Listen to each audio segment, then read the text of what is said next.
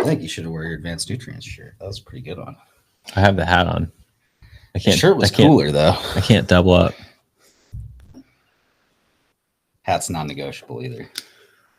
I like this hat. I like my Pip hat probably the most. Which one? Pip. Oh yeah, that's a good one. It's got the like the bright color. I'm definitely getting one of theirs in Vegas this year. Ready when you are. Gray. All Can you right. put my volume down just a bit, Austin? Yeah. Thanks. Awesome. If you guys are ready, I'm going to hit record. Let me know when you're ready, Austin. Sound good? Just a little quieter. Oh, quieter. Okay. All right. I think we're ready. Perfect. Just give me a thumbs up or thumbs down. All right, you guys, I'm going to go ahead and hit record.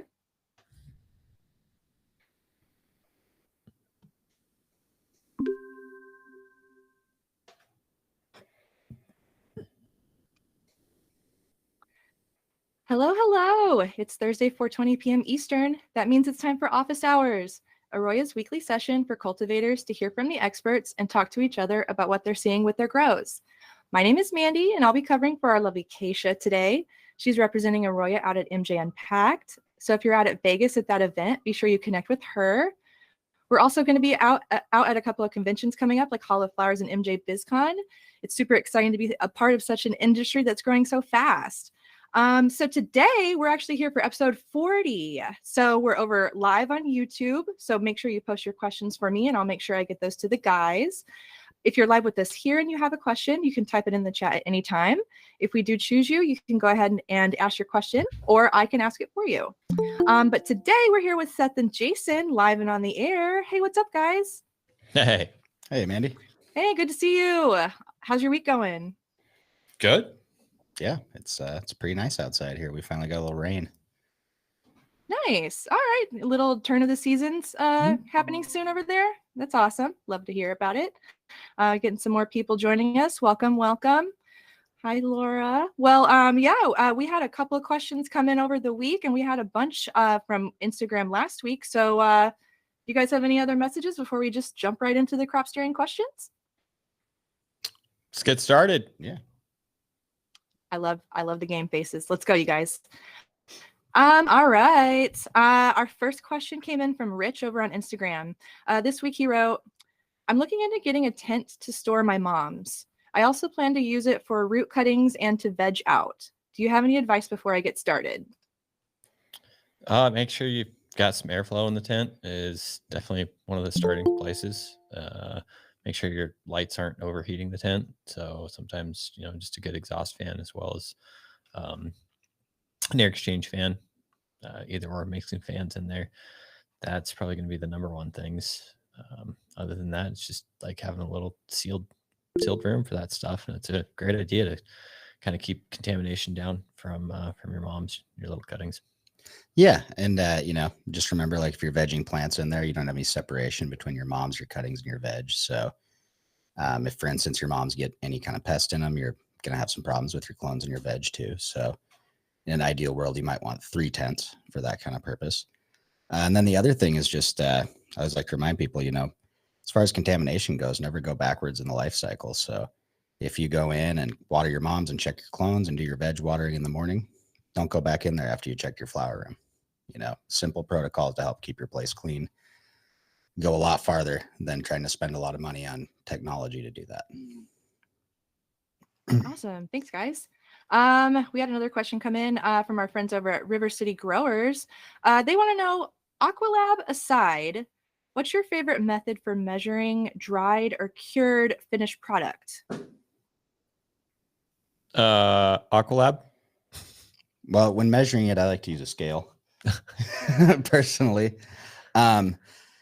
Aside from that, you can really get pretty scientific. You can try to dry it down to almost absolute zero, weigh the difference. That's going to be pretty destructive on your product though. So outside of Aqualab, the snap and the smoke test, I guess, is what I always went with. Yeah. And I hate to mention it, but some people have used wood moisture sensors. An application that's probably better than not doing anything at all.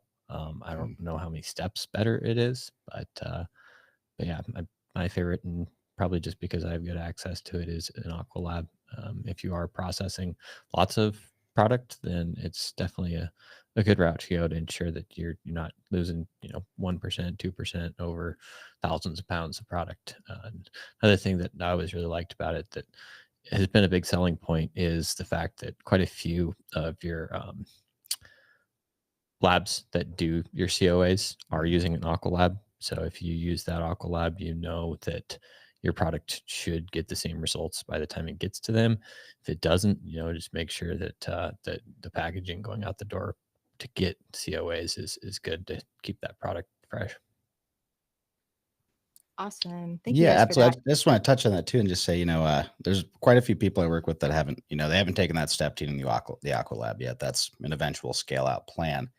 One thing that has really helped them though is getting as much monitoring equipment as they can afford into their dry room, and then investing in their dehumidification capability and the rest of their HVAC to make sure that their dry room's consistent. So even outside of water activity, one place a lot of people are starting when chasing that is how well is my dry room controlled? Are we, looking at seasonal fluctuations that we have to deal with? We don't have it sealed off well enough from the outside.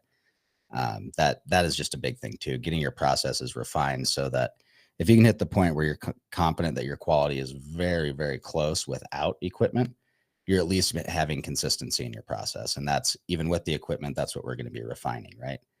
So look at it at all angles. It's not just having an Aqualab or a moisture content meter. It's also saying, okay, can I handle those first few days when the plants are really wet and we're drying down? And can I do that without drying it down too fast and creating kind of a hard outer crust? So, just focus on as much data as you can and then attacking the problems you can see before assuming that you need to always spend as much money as you can. And you don't always need the most expensive tool to view the problem.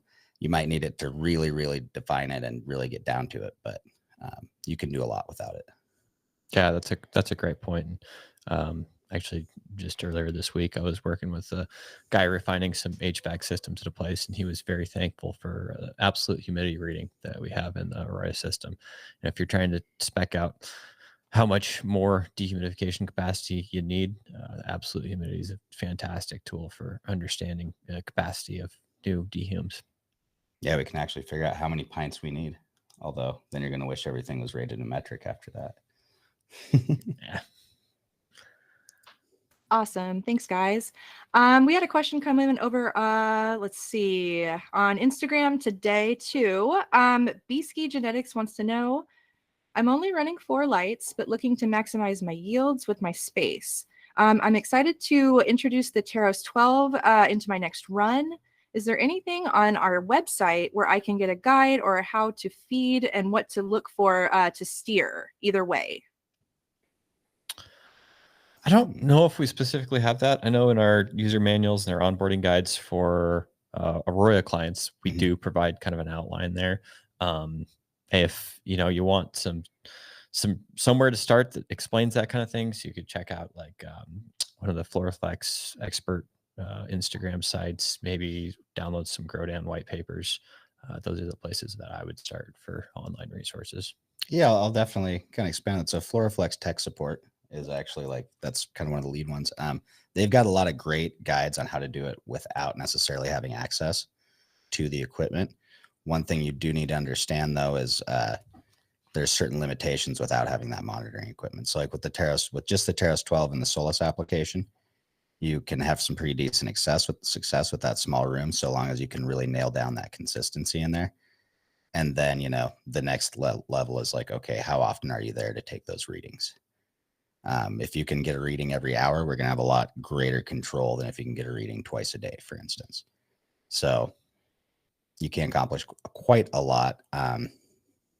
Yeah. And, just kind of look out there. There's a lot of good information, and, a lot of it comes from sources you might not expect. Like the GrowDan white papers are a great resource. You can go to their website, sign up, read about crop steering in other crops, and start to learn some of the fundamentals behind, what does this irrigation strategy do to plants?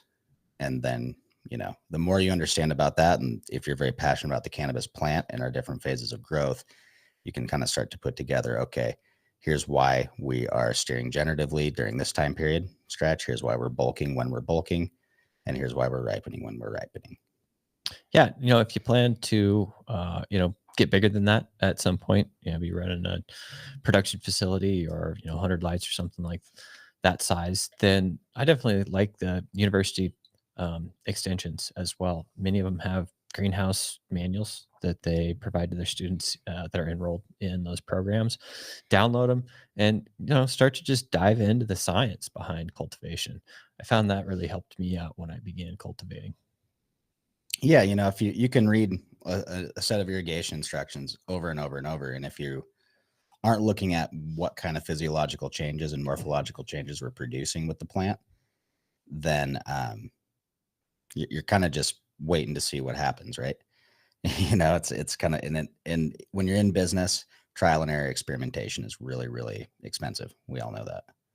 I will add to that, though, if you are, working off of a caregiver model or some legal cultivation, definitely hit up our sales. There, you might be surprised with some of the people we're able to help out as long as they have the proper licensing in their area.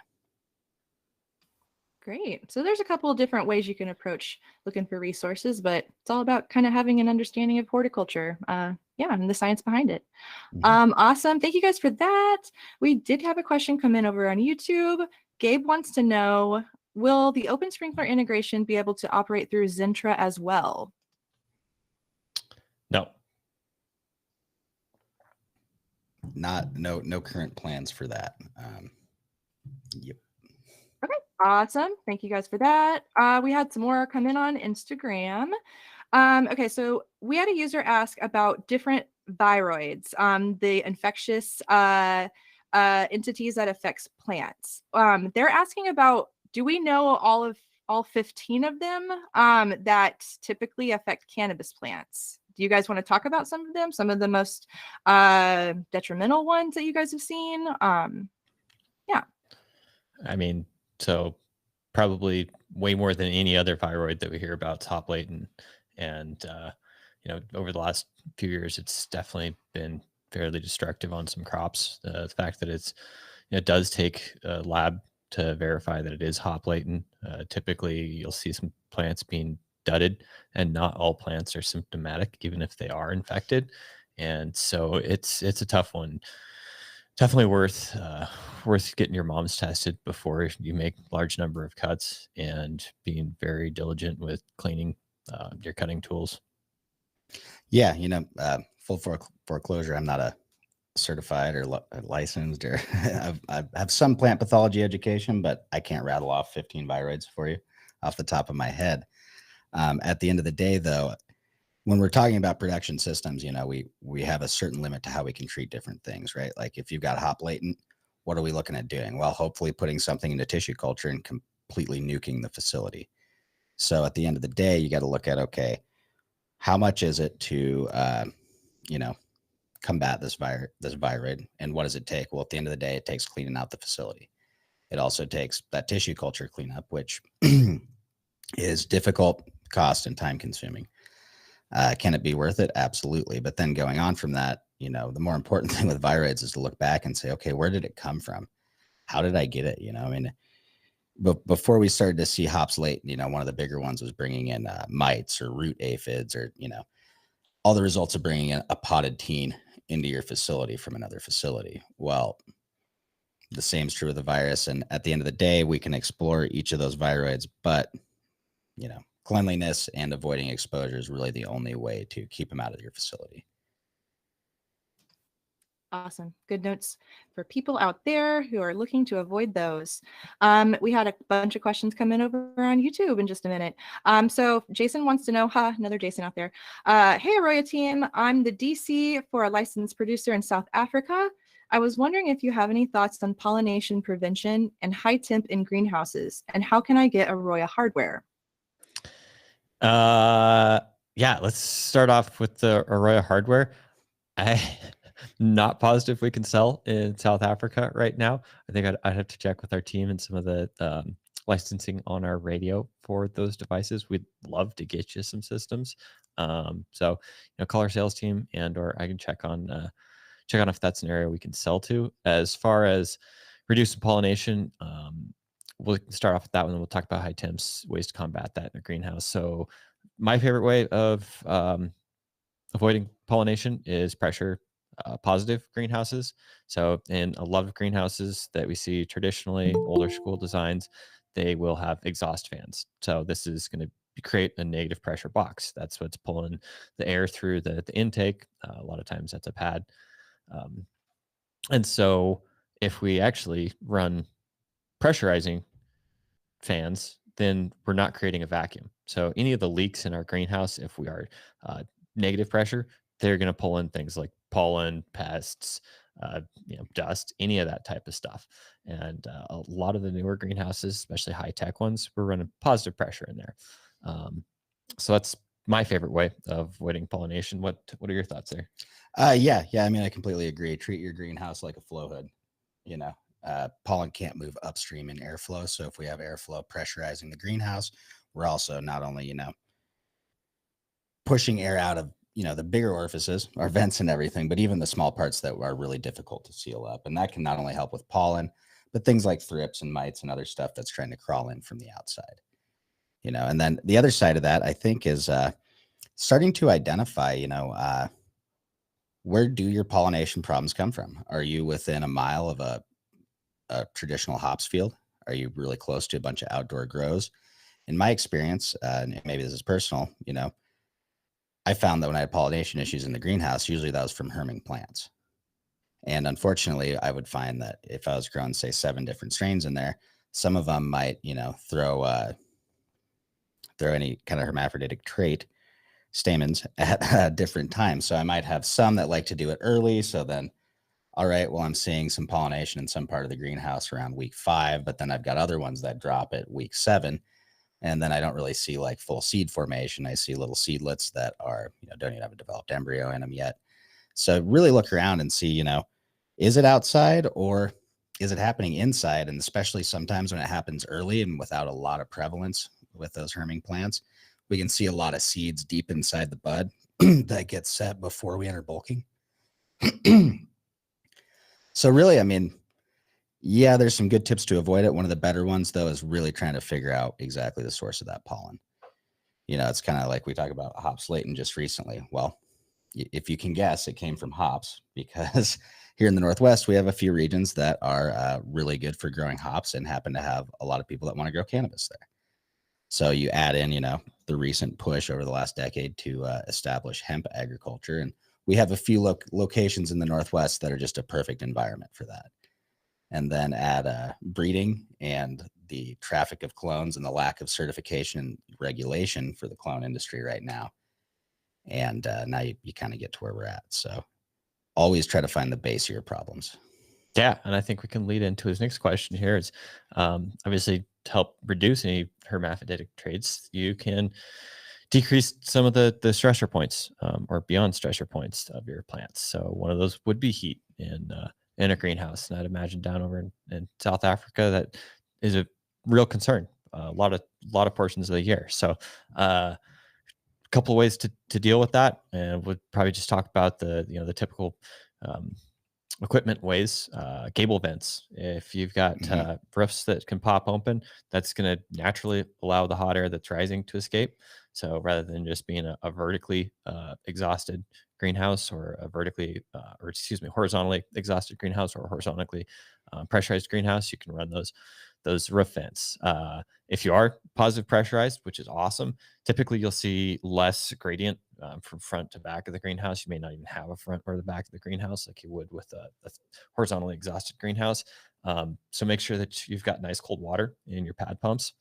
If you've got well water, that's ideal.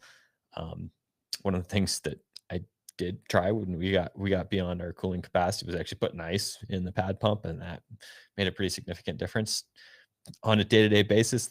Not probably what you want to do, but if you run into practical to 2 or 3 days in a row that are way beyond what you can handle, give it a shot. Even getting a water chill in there can help a lot, honestly, especially if you've got a good return rate, you're not evaporating too much. Like you said, though, water quality is key. If we're pushing a lot of hard water through our pad vent, that means we're gonna have to clean it a lot. And also, from personal experience, if you do have hard water, don't turn off your pad vent through that run. All that scale is going to shoot out of the pad vent all over your crop. Blackout. When I did programming on some local greenhouses, I would basically have a high heat setting. So it threw a flag. And when I got, 15 degrees over my set point, I would basically go into an emergency heat standpoint. And what I'd do is end up closing the blackout a certain amount, right? So sure, I'm jeopardizing some of that free light that I could be getting, but when my heat's going that far up, at that point, I'm just trying to salvage plant health. And so I'd close it like 25% if I was 15 degrees above set point, go to 50% if I was 20 degrees over set point, or all the way. Those probably aren't the exact numbers that I used, but just trying to evaluate, hey, how much can I sacrifice in order to keep that temperature down? And obviously, a lot of good blackouts are silver on the top side, and they'll help just reflect any of that solar radiation coming through. If you do have the roof vents, and a reflective blackout, it's going to play a huge factor in keeping the lower portions of it cool. If you have hydronic bench heaters, a lot of times you can actually run that cool water through the hydronic system and keep your root zone even cooler as well. And that can play a pretty big factor, especially if you can't keep the area temperature down. Yeah, and one thing I always find myself reminding cannabis growers about is, especially when you get in the greenhouse, utilize. I mean, we always talk about plant empowerment as being a good resource. There's several other resources about greenhouse growing, and there's a whole series of textbooks, not one series, but several that have been written over the years that talk about how we can calculate airflow needs, humidity needs, and how, greenhouse design. So it doesn't matter what we're growing in the greenhouse. If we have X amount of humidity and X amount of heat to get rid of, those are calculatable things, especially when we know some of the environmental conditions. So if you look into that a little further, you can really start to analyze for yourself, like, hey, here's what I'm stuck with now. I'm seeing way too high VPD, way too high heat. Based on these changes I want to make, which one might be the most effective based on movement of BTUs, based on, gaining or losing humidity in there? What do we want to achieve? And that's probably the best way to go about it, to be honest. Just try to learn as much as you can about greenhouse design. That way you're not throwing money at a problem that you don't have quantified. You don't know how much money it's going to take. Start there and then go forward, And then the other thing too, it's going to sound low tech, but hey, if your heat is way up and you just can't keep your VPD under control, we were just joking about this before the show, actually. Sounds low tech. Get out there with the hose and hose down the floor. If you got a big concrete pad in there, get it wet a few times a day. Unfortunately, to keep your VPD in check at 90, 95 degrees, we need like 80% humidity. So, just follow your VPD chart and start to make decisions based on that. Wow. Thank you guys. That was super educational. We had about 5 questions come in that time. So, and a couple of shout outs. Mista says, thanks for the reply. We'll be in contact for sure. We have a question from Grateful. Have you ever seen or used scales under rock wool to determine dryback percentage and shot scheduling? Sure. So let's talk about load cells a little bit. In Dutch greenhouses, you'll see them all over the place. People that are running, high bay greenhouses doing cucumbers, peppers, tomatoes. They'll be running 15-foot high plants. They'll be running the entire bench on load cells to evaluate water usage. So, on a really large scale, that load cells are a great way to do it. When we go to evaluate our sensors or do new sensor design, we're always cross-referencing it with a scale in order to get those dry downs and stuff. So in application, it's fantastic. When it comes down to deploying those type of sensors, it can be a little bit trickier. Obviously, the cost of doing a load cell setup in a greenhouse is it's pretty tough. It's a lot of money that's going into there, and if you're looking to retrofit, almost never pays off. And that's where we see the effectiveness of wireless sensor like the Teros 12. Is anybody can get that purchased. If they're in a 5,000 square foot greenhouse or indoor, if they're in a 100,000 square foot, they can have that system up in a day without any engineering, any saws, any construction workers revamping that place. So if you've got them, absolutely take advantage of them. As far as the principles go, pretty much the same. Just evaluating water content. Another advantage that Terrace 12s do have is you get temperature and electrical conductivity in those substrates. So those obviously you'd have to evaluate somehow else if you are using load cells. Yeah, and that I think you nailed it there. It's really an implementation problem that using wireless technology overcomes here. How many load cells would you need out there? If you had one per 100 square foot, that would be so many load cells in a given facility, and the cost is going to be so much greater. But currently, right now, where they come in handy, honestly, is cloning. So weigh your dry rock wool slab, wet it up, weigh it, and then now every gram is a milliliter of water. We can figure out how much water those clones are pulling out. We can watch them getting lighter. We can watch them not getting lighter. That's kind of at this point where scales and load cells come in. The other thing is, over the years looking at it, if we've got to correct our measurement on the load cell because we're building weight in the plant above it. So at the end of the day, it is a really cool measurement, but all we can really look at is the difference between right after we water and then later in the day, and always know that we have a little bit of inaccuracy because we have a changing by the minute weight above the pot. Yeah, that's what I was going to mention, as well as the high-tech growers that have used them in traditional horticulture. They have biomass accumulation models in which that they're using to offset that load cell. Unless you really want to dig into the science of it and how fast your plants grow as far as their carbon buildup, then it's going to be quite a bit of work to get there. If you're running a new genetic, when you're deleafing, these are all weight attributes that are going to adjust the load cell, and you're going to have to account for those when you're using it for water content if you want accuracy. Yeah, and I mean, a way I like to look at it too is, using the load cells can kind of go back. You could compare it to trying to calculate total transpiration across the greenhouse based on, leaf surface VPD and approximate leaf area index. Well, I know my leaf area index is going to be a very, very rough estimation. In fact, I'd just say it's a guesstimation because it's going to be wildly inaccurate. So I know if I'm calculating transpiration rates and water usage that way, I'm going to be looking at pretty wide averages and something that's very approximate. And that's kind of the same way we look at that load cell, unless you spend the time and money to take it to that next level. And right now, most cannabis producers are too busy trying to make money. I will say your time is better spent building your business and making sure it's going to be there next year and the year after than it is pursuing expensive research in your little facility, but any particular facility right now. It's just expensive. Don't take chances unless you're willing to throw your weed away. That's kind of the way to look at it. Well, when you put it that way, it's an easy decision. Thank you guys for those questions that are coming in over on YouTube. We did have a couple more. John wants to know, my new stock is in pure cocoa. This next run, as per your advice, sensors are ready to roll. You said recently it takes longer for full spectrum LED to ripen. Can you give me like a ballpark? Not confidently, without knowing genetics and environment and light intensity at that canopy. Maybe if you're ripening over 7 days, you might see 10 to 12 days of ripening, but it's going to be quite genetic dependent.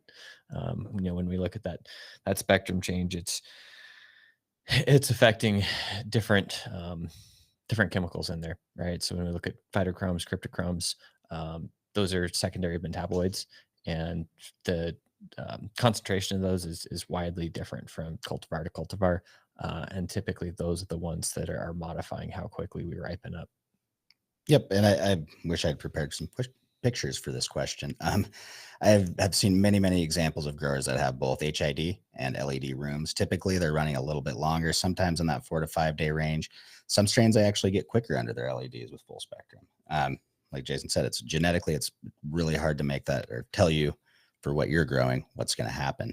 But back to the pictures, just because of the spectrum and type of radiation that's hitting those buds and that plant in general throughout its life, a lot of plants will look morphologically different under an LED versus an HPS. So and what I mean by that is when we look up, the LED might just have a little bit different shape. We might have a taller bud with the HID and a shorter, fatter bud with the LED. We might have a little slightly different color. We might have a little darker green with the HID versus the LED or vice versa. So there's a lot of little differences to look at. And then even when we get into the world of LEDs, you know, do we have far red supplementation? Do we have UV supplementation? There's a lot of factors in that spectrum that are going to influence that. And this is a really fun area of study for me, because traditional in horticulture, there hasn't been a ton of energy spent in the sciences of photomorphogenesis. And that would be talking about how plants' physiology changes over time in respect to the light. Mm-hmm. And that can be light intensity, it could be intensity combined with spectrum as well. So really neat things that we're seeing, especially moving to LEDs. And we see some LED manufacturers doing adjustable spectrum in their LEDs as well. So if you are using adjustable spectrum, probably good to start doing some A/B testing on rooms, and playing with the blues maybe earlier on, and then playing with some infrared to see if you can't trim down your ripe time. Yeah, and then make sure, I mean, back to any kind of experimentation, make sure you document it properly. If you're going to be playing with that, document every change you've made at every time. And then also, we're talking about the effects of light spectrum on plants. Go back to it. We've got to look at that holistic run. So if I just change the spectrum for 2 weeks in the middle of the run and I want to call that a difference, or 1 week or 2 days, I really need an extended period of time for that to actually morphologically change the plant. Awesome. All super important things to keep in mind. John, I hope that answered your question. Yeah, follow up with any other questions you have.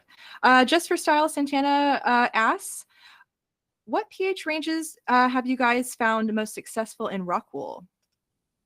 5.6. Yeah, 5.6, 5.7, 5.8, 5.9. Usually right at 5.6 going in, though, because you don't have quite as much variability as you would, say, cocoa. Yeah, I'll add one caveat on that. When we are wetting up a rock wool that has a surfactant in it, a wetting agent, then sometimes we'll actually want to go just slightly lower, because typically those surfactants are more basic. And so if I'm wetting up rock wool for the first time, a lot of times I'll go in at like 5.4, just to make sure that I am dissolving the that wetting agent out of the product, and then I'll be at that standard 5.6, 5.7 after the wash up. Yeah, a good rule of thumb for rock wool or cocoa is VDC, feed pH. That's what we're typically going in at. And then if we test runoff, test the plant, like cocoa, for instance, if we've got something that's super salty, well, you might want to rinse it out a few times per the instructions, test it to make sure it's good. And yeah, at the end of the day, I think best practice is always, when you've got either an old or new media, wet it up with the solution you're going to use, test it, make sure it's sitting where you want it to sit, try to get a little runoff, make sure you don't have anything that you don't want to be planting in. That's just best safety practice for your plants. Awesome. Thanks, guys. Laura had a question. Laura, do you want to ask your question? Sure. Hey, guys. I'm just curious to know what exactly cocoa is made out of. Cocoa coir is made out of coconut husk, and it is crushed and shredded, and then it's washed and dried. And sometimes it's compressed into blocks so that it stores and ships well. Yeah, it's actually a byproduct of the general coconut industry that has been around ever since they started stripping coconuts, canning them, and sending them overseas. So pretty neat. Awesome. That is super neat. Thanks. Thank you. Yeah, learning things every day. Back to some of our Instagram questions, because we have a ton. This is a little bit longer, so bear with me. What's the easiest way to raise your substrate EC while generative steering? So I use smaller shot sizes. So do I use smaller shot sizes, or do I lower the frequency of irrigation events during my P1? I'm currently doing 10 4% shots until I hit max saturation, and then sometimes I'll add a couple of maintenance shots so I don't dry back too hard. I'm using 6-inch Hugo blocks. It's been difficult to get my EC up past 2.0. I'm also wondering if my sensors aren't working properly. It's another system that I won't mention here. So yeah, we won't mention that part either. Well, I don't think we have to discredit them with this one, though. So a couple things. I mean, the easiest answer, if everything else was right in track, then reducing runoff would be that's the easy answer.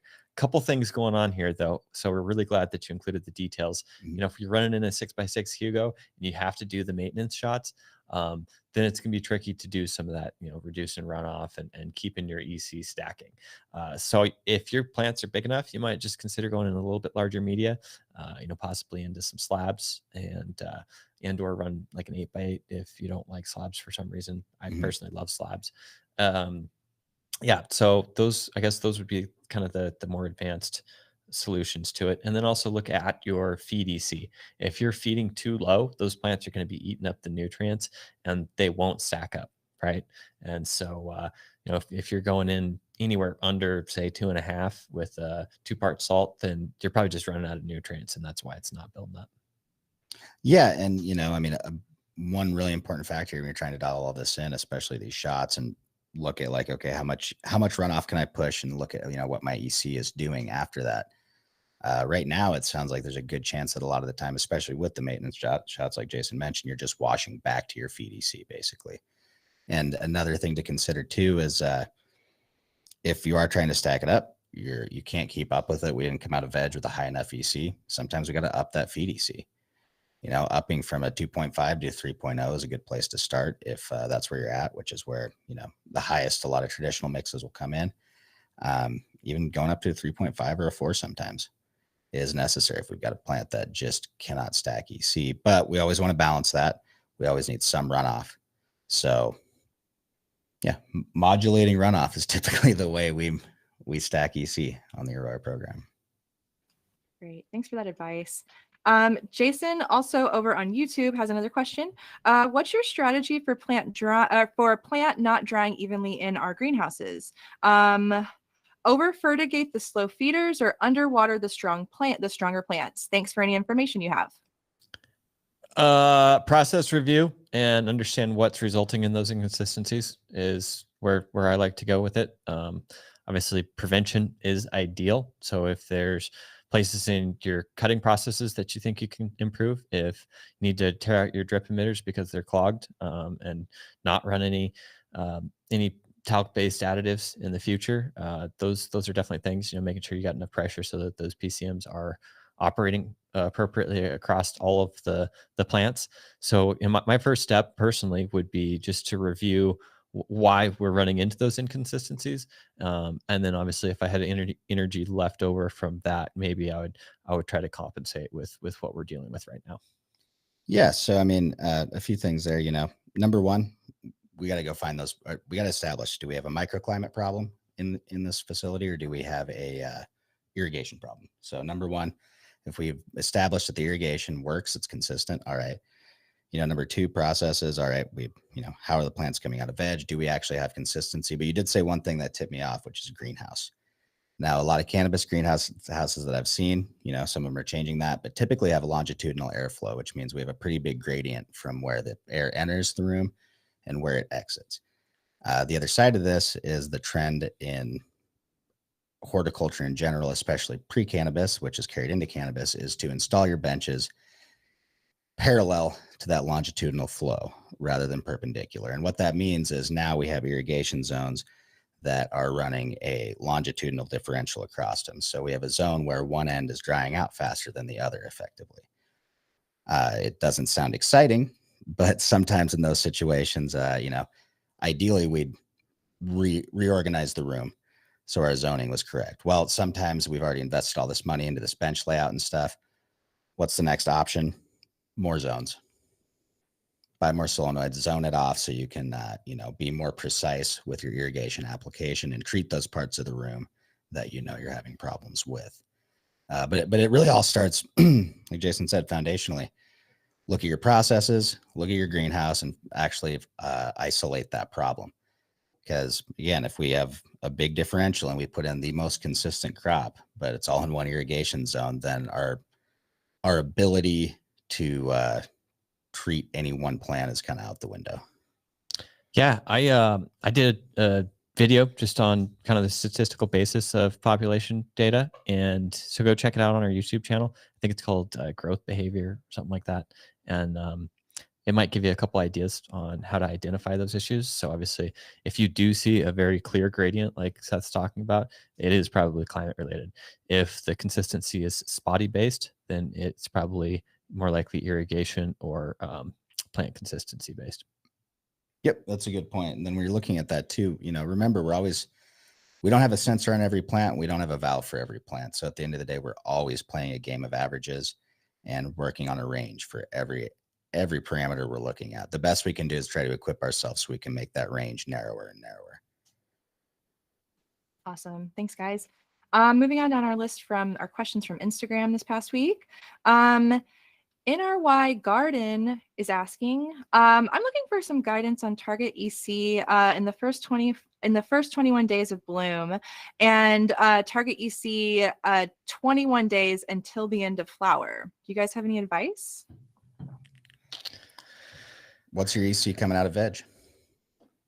That's where we'll start. EC is a very it's not a static range or number. It's a dynamic value that if we're going to approach what's optimal, it's not even for each strain. We're going down to, each facility. Do you have HID? Do you have LED?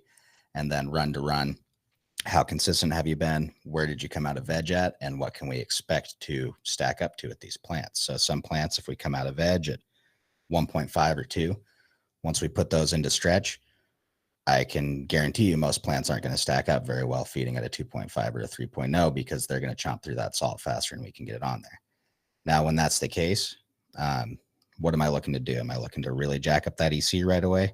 Not necessarily. I'm going to go look at plant health and say, okay, I might like to be in generative up in maybe this 4 to 9 range. That's not going to happen this run. So what do I got to do? I've got to go back to managing plant health. And when we're talking about EC, the biggest thing to remember is that the plant can adapt to that EC only so fast. So during stretch, we're going to be building up ideally. But if we couldn't build up and stretch, now we're going to be running a little lower in bulking and a little lower in ripening. That's just how it works. So, I mean, I know it sounds weird that we're always hesitant to give exact numbers, and that's because there aren't exact numbers. Same thing we were talking about, the same strain under LED and HID. I can show you the same strain. The same guy grew one finishing out at, over a 10 EC, and then the other one trying to flush, trying to taper it down. And guess what? The bud does look a little different, but neither of them are bad. And neither of them have a heavy black ash or any problem like that. So it really comes down to your trajectory and then how well you can be consistent run to really dial that in. Yeah, and I think he's one of our clients up there in Canada that's got an AROYA system. So set your target ranges and alerts in your harvest groups, and then if you don't have time to be looking at the graph maybe every single morning, then our system can kind of just help you keep in those adjustment timeframes when you need to make modifications to hit that EC that you want. Yeah, and typically, I actually don't recommend that people set alerts for their EC. I always recommend you set an alert for your water content. A high EC spike is always going to correspond to an over drying event. And then at that point, we just got to look at how well did you dry it all the way down to wilting? How far did we go? And then evaluate the damage there. Awesome. Thank you, guys.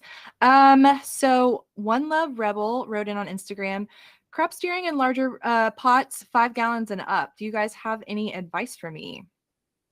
Any general tips? Grow your plants outside. I say big plants. It's all about pot to plant size proportion. And then also one thing to consider about those big plants.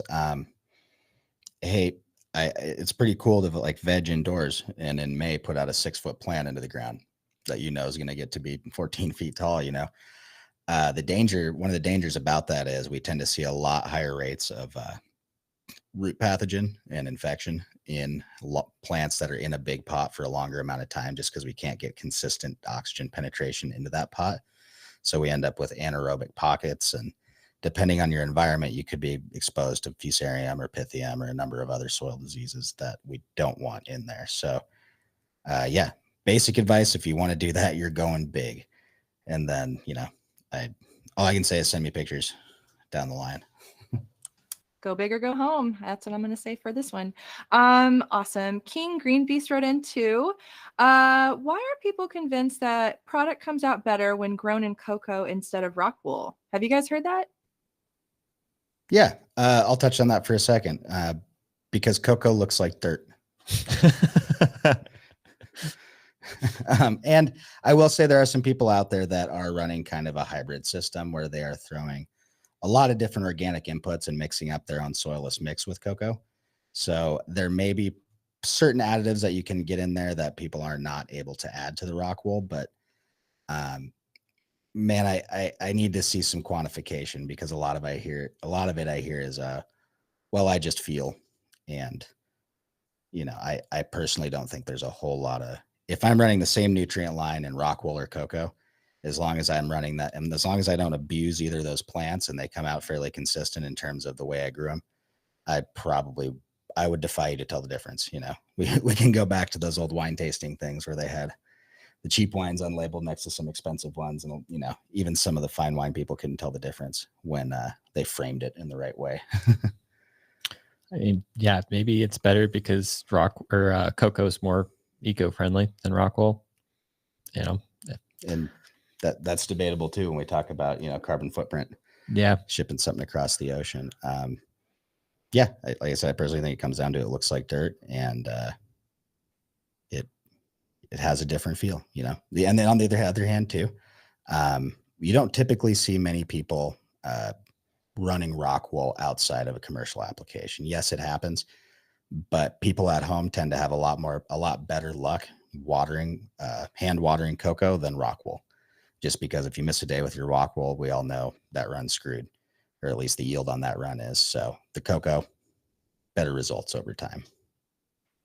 Well, that kind of makes some sense there. River City Growers also sent in another question. What would the recommended parameters be for drying and curing, like temperatures, times, relative humidity? Do you guys have any advice for him?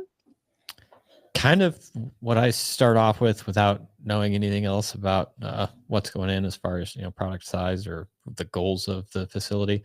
60 for 10 days. That's kind of just the starting point. So 60 degrees Fahrenheit, 60% humidity, 10 days. Obviously it's pretty tough to hit those exactly right. The first few days you're probably going to be pushing your HVAC as hard as you can to get close to 60. But if without any other information, that's kind of what I'd like. Yeah, that's a very reasonable goal. My biggest thing to say there is, again, the consistency. Like Jason said, might be tough those first few days to establish that, but that's where dialing your HVAC comes in and saying, okay, we need X amount of extra dehu capacity for the first 3 days, and then we can back it off to maintain that 60 and 60. I think one of the worst things you can do is dry too fast, too quick, and really kill some of your bud quality there, because it's hard to get that jar appeal back after we've really crunched up the outside of the nug, then thrown it in bins and tumbled it around. Hopefully we're not beating it up that much, but hey, it's reality. If we got 200 pounds of product to pull down from a dry room, and if that product has been dried in a way that makes it fall apart, we're going to have problems, right? So just that consistency and being patient. It's so important to be patient. We had a couple more questions. It's That Simple 420 is asking, when calculating 1% shot size for cocoa, do you use US gallon 4 liter or nursery trade gallon 3 liter? I try to get the actual volume from the manufacturer. So if the manufacturer says a gallon pot, does it say 4 liter? Or does it say 3 liter? Or does it say 3.78 liter? So typically just try to get the actual value from the manufacturer, and maybe look too, where is your product made? If we're talking about Canada or Europe, when they say a 1 gal, it's going to be that 4 liters. If we're talking about the US, it's going to be 3.5 probably. And when in doubt, measure it yourself. Yeah, exactly. There's no crime in that. Dump it out and measure it. All right, there we go. Anyone on the chat with us, please submit your questions. We are rounding out our hour with Seth and Jason. We can go ahead and get your questions asked. I had one more question from Instagram. When you cannot get your VPD down at the beginning of flowering, what do you do? what are some tips you have for lowering VPD? I mean, so usually, temperature is probably you're hitting the temperature that you want. So if your VPD is too high, it's usually because we're having a hard time getting enough humidity in the room. A lot of times you will see that early in flower simply because your plants aren't large enough to transpire and add as much water to the water vapor to the air as you will see later in flower. So increased humidification capacity would be probably the easiest step. Yeah, I mean, for a lot of people I've talked to, it's come to that realization they've hit a room size now where their small plants can't keep up, and it's actually making that first time installing a humidification system. Sometimes depending on your size of the volume of the space you're growing in, before it wasn't an issue and now it is. And we see that a lot with people that move into like warehouse spaces with very tall ceilings, greenhouses particularly, because you have a lot of radiant energy coming in and actually warming up the air compared to just having grow lights. So it's actually in the summer can be quite hard to maintain that humidity. So don't be scared to either buy a humidifier, or we'll go back to it. If you got concrete floors in your greenhouse, low tech, spray some water on the floor if it's getting that bad. Yeah. And, we were just kind of discussing like when you do run into those issues, if it's a one-off thing, it's for 2 days of the cycle, then you may not need to justify some type of humidification system. If it's just barely, get something really cheap to get that humidification system. If it's a significant impact, it's happening every time through the cycles all year round, then you're way better financially ahead just to get something in there. Yeah, it all comes back to return on investment and cost benefit analysis. If we don't need this all the time, maybe we can't get around it. But when it's time for a serious infrastructure upgrade, a lot of times it's a lot cheaper to take care of the problem rather than band-aid it for a long time over and over and throw that labor at it. Yeah, it's kind of interesting when we look at the plant life cycle. So if we look at the room for improvement, it's the largest the younger the plant is. So as our plant grows, our impacts of making an improvement to that plant environment irrigation decreases because that plant has less life left to basically grow off the improvements that we've made. So if we can keep things as tight as possible early on, that's really going to pay off towards the end. And vice versa, we have obviously a lot more plant value as the plant gets older. So if we can build that value as fast as possible, then we're making the right choices in the room. Yeah, and then taking a second to think about what when you are making those choices, price aside. Sometimes obviously there's an obvious winner when I'm looking at two products. So there's price versus quality, or price versus one product versus another. The other I can't afford, but you don't always want to go as cheap as possible. Anytime you're upgrading, always think for the future and say, okay, if we're talking about dehu, it's the same thing as humidifiers. If I'm getting a dehumidifier and I need to double my capacity, I don't want one more. I probably want 4 more smaller ones, just because now I have a greater degree of control. The same would be applied to your humidification system. All right, in this room, I'm starting to look at the room size and at the area of influence that one humidifier can have. And then also, how does it perform? How consistent is it inside that area of influence? Well, in reality, if my room's 2,000 square feet, instead of 1 or 2 big ones, I might want a system that has, 12 or 15 different nozzles and access points that are more evenly distributing that humidity around the room. That way I'm not just accidentally blasting the front of one bench. Meanwhile, 10 feet back, it's perfect. And 20 feet past that, it's bad again. So, just really, when you're doing that cost benefit analysis, try to think of every aspect of that improvement and that upgrade, not just only that delta that we're calculating for. Great. We had a couple more questions coming over on YouTube, so I'm going to try to go through those real quickly. Gabe wants to know, do you have any advice to avoid white mold buildup on top of Hugo'S? I mean, you can always put a cap on them. That's not my favorite thing to do. Typically the molds aren't going to affect the plant growth too much if it's on just the substrate itself. So I usually don't get so worried about it. Obviously, it is unsightly and not the best thing in the world. But when we look at how much energy it is to combat versus how harmful it is to our production, it's usually towards the bottom of the list on corrective actions that we need to be taking. Yeah, and I mean, it's something to look at there. What is causing the mold? Typically, what we'd see is a lot more algae. Do you have a root drench that you're doing that has an organic component that stays behind that the mold can grow on? What's going on there? Typically, that question comes a lot more from algae. And again, with the mold, probably what I would do afterwards is just start dissecting those blocks and saying, okay, like algae, we could pull apart a Hugo and I can start shaving it down and show you that the algae actually isn't competing with the plant for water or nutrients. And we can calculate that the uptake of that algae and it's the percentage you're losing in efficiency in your system is negligible. You're losing more to runoff than you are to algae.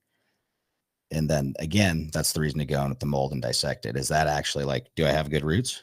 Do I have good root growth? Or is this mold happening because I have root rot in this top block and that dead organic material is actually what's feeding it? So look, it's an indicator that you might want to look deeper at what's going on.